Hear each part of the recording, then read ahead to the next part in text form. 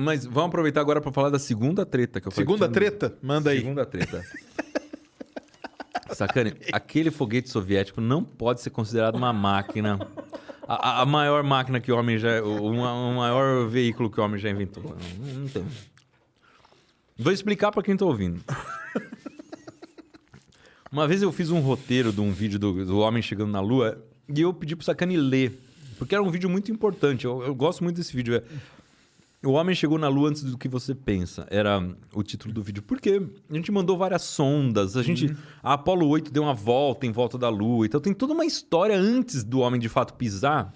O homem explorou... que, até antes de você continuar, tem um historiador de espaço, né, americano, que ele fala que quem ganhou a corrida para a Lua, na verdade, foi a União Soviética. Porque teve uma corrida para a Lua antes da corrida para a Lua que a gente conhece, que é a do ser humano, que é a do astronauta, entendeu? As sondas que pousaram e tudo, era tudo soviético. As Luna. Entendeu? Sim, todas as Luna, que eram robôs, né? Isso. Essas foram todas antes do... Tudo antes. Então, antes de fincar o pé de fato, já tinha chegado lá fazia uma década praticamente, né? Acho que a Luna 1, que passou triscando 5 mil quilômetros ali... É, isso Acho aí. que foi em 59, se eu não me engano. É. Então, esse vídeo conta toda essa história. E aí eu escrevi que o Saturno V era o maior foguete já inventado na história até os dias atuais. Aí o Sacane corrigiu, não é o Saturno V, é o N1.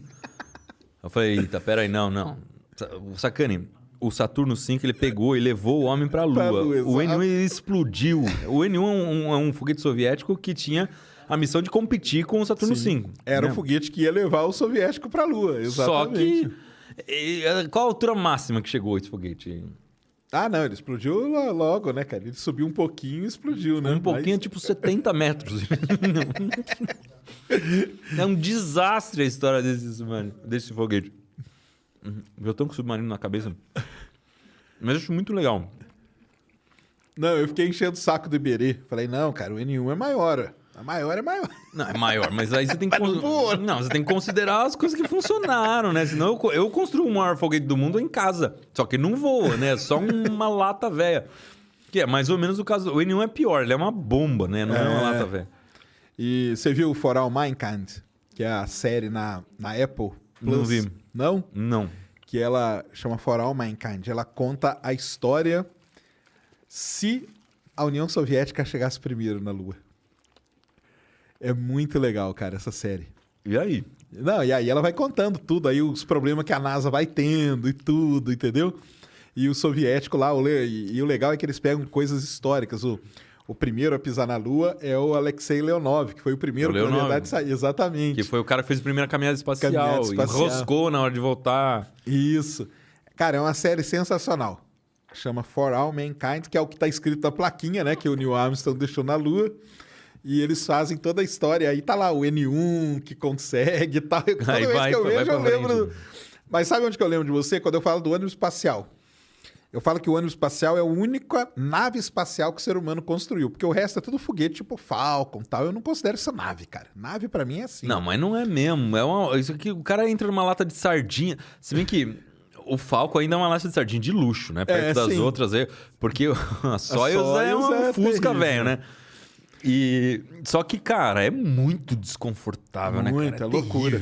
Agora, o ônibus espacial já é outro nível. Aí eu falo isso, o pessoal vem e fala do Buran, porque o Buran foi o ônibus espacial soviético. O Buran. O Buran também só foi um avião, ele nunca chegou a... Não, ele foi um drone, né? Porque ele voou sem tripulação não era nem ainda. tripulação. Nossa, não. Aí toda vez que o pessoal fala isso, eu lembro de eu enchendo teu saco com o N1. Não pode considerar essas coisas aí, gente. Não, tem que funcionar o negócio, pelo amor de Deus. Tem que voar, tá certo. Mas isso aí não é treta, não. Isso aí é mais... mas essa... Tem que inventar umas tretas pra gente se divertir, né? Tem graça. Não, mas é legal, né? Porque o N1 foi realmente um foguetão. Aliás, domingo, cara, eu achei um vídeo super raro do N1 sendo levantado na plataforma. Porque tem umas fitas que os caras hoje estão transformando em digital. Você fica caçando nesse site russo aí, você acha. Então, é raríssimo ver imagem desse N1, né? Porque e essas explosões também não tem registros. Porque os caras escondiam tudo, né? Você não sabe exatamente quantas pessoas morreram, não sei o quê. Era bem... Né? Porque toda essa história espacial soviética é meio nebulosa. Não, até 90 ninguém sabia o nome do Sergei Korolev, né, cara? Ele era o projetista-chefe.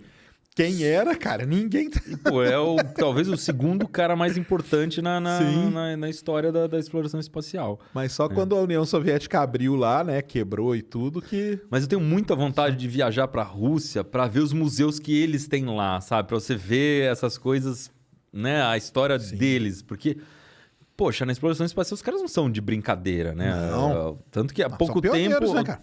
Até pouco tempo a Soyuz era o único foguete que tava funcionando. Que levava astronauta, né?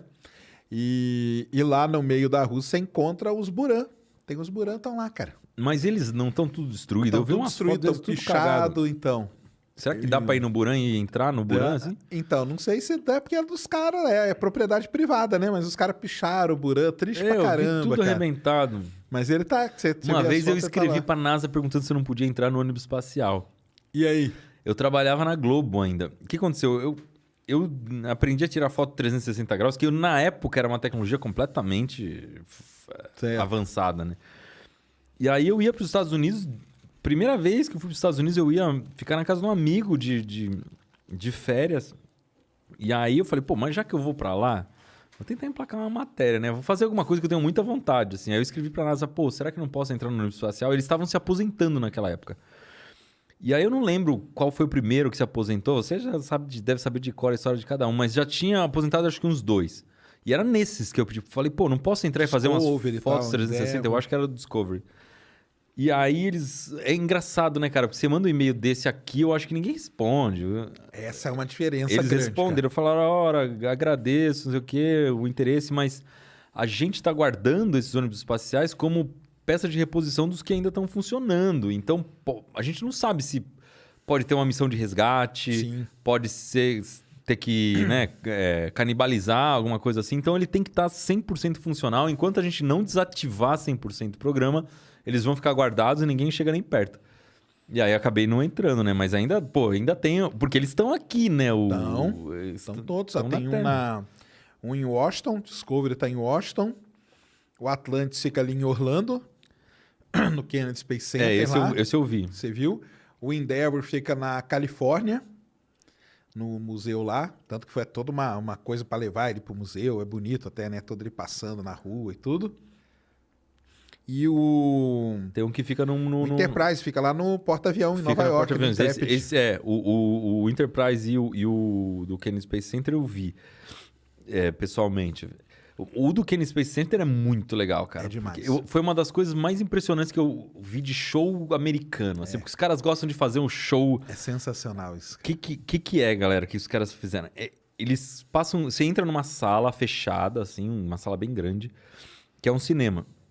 Mas você assiste o filme em pé, olhando uma tela, assim, uma tela... Você acha que é uma tela. Meio curva, E aí vai contando a história do ônibus espacial, é uma história muito bem contada, né? De como que ele foi inventado, como é que é... Projeto inicial. Por que tem um ônibus espacial, não sei o quê. No final do vídeo, aparece um ônibus espacial na tela, assim, meio curvado a 45 graus. Aí congela nessa imagem, a tela é uma cortina que abre... E exatamente na mesma posição, do mesmo tamanho, tá o ônibus espacial de verdade atrás. Cara, aquela hora você quer chorar, né, meu? Aquilo ali é sensacional. Você quer chorar, não é possível. Eu já vi isso duas vezes, cara. Isso eu falar de novo, de verdade, de verdade. Eu fiquei com muita vontade de voltar só pra ver essa cena, cara. É a hora que abre essa cortina, você fala, não acredito. Eles fazem um negócio muito bem feito, cara. A posição, né? É igualzinho. Mas eu falei que, na verdade, não é bem uma tela, é uma cortina, né? É uma cortina, aí, que ela abre, você vê ele ali. Mas o que eu acho sensacional disso é que a maioria das pessoas que vão lá visitar não tem ideia da história da exploração espacial. O que é esse aviãozão gordo aí? Né? Mas se você conta antes e valoriza, né? Porque esse vídeo valoriza muito o ônibus espacial. Aí você entende o que ele é e daí, depois que você já entendeu, que você fala, nossa, quero muito ver isso de perto, aí aparece o bicho atrás da tela. Eles levantam o hype, né? Dá aquele hype levanta o hype de um jeito, cara, que é E aí, de repente, mostra, né? Não, realmente, cara, aquilo é uma das coisas mais sensacionais que tem. Os caras sabem mexer com isso, né? Fazer show e... E ele é muito maior do que eu imaginava. Na hora que você chega perto, você vê que ele é um baita de um avião gordo mesmo, né? É muito grande, né? Ele era muito grande. Você olha assim na miniatura, ele parece um aviãozinho pequenininho. Mas não é. Não, ele é muito grande, é muito É grande. que a proporção dele é meio diferentona, né? Ele tem a asa pequenininha e tal. É porque a asa servia para voltar só, né? Para planando, só né? pra dar uma... E tal. E o grande Chan, duas coisas, né, dele, né? O compartimento de carga que é gigante e uma coisa que hoje nenhum lugar tem, que a gente chama de airlock, que é a possibilidade do cara estar aqui, ele tá pressurizado, né? E ele sai aqui, ele tá no espaço. Então isso a gente não tem. Falcon, essas cápsulas Soyuz, não tem, é tudo fechadinho. ali, fechadinho, não tem como você sair e depois voltar. O ônibus espacial é único nisso aí, único, não teve até hoje e provavelmente não vai ter. Que é para os caras trabalharem na caçamba. Sim. Na caçamba. É aqui, ó. Tanto que até essa miniatura é isso. O ônibus espacial recuperou satélite, trouxe satélite de volta. O cara pegou o satélite na unha. Ele saiu com aquela mochilinha espacial. Ele pegou o satélite na mão, trouxe o satélite, pôs dentro do ônibus espacial. Então o que acontecia? O ônibus espacial ele servia para isso, para reparar coisa no espaço, que hoje não dá. Hoje você lançou um satélite, acabou a vida dele? Acabou. Com o ônibus espacial, uma das ideias dele era ir lá, recuperava, reparava, lançava de novo. Tem que ser muito fera pra você achar o negócio no espaço, ir lá direitinho, pegar com a mão. É muito louco. Os caras eram muito loucos, cara. É muito legal. Louco. Pena que deu aí os problemas que deu, né? Os acidentes e tudo que foi. Não é muito. A história dele não é muito feliz, né? É uma coisa meio... cara. Deu os acidentes. Os maiores acidentes, né? Foram. 14, né, pessoas, né, que morreram, né? O Challenger e o Columbia, né? Um indo e um voltando, né?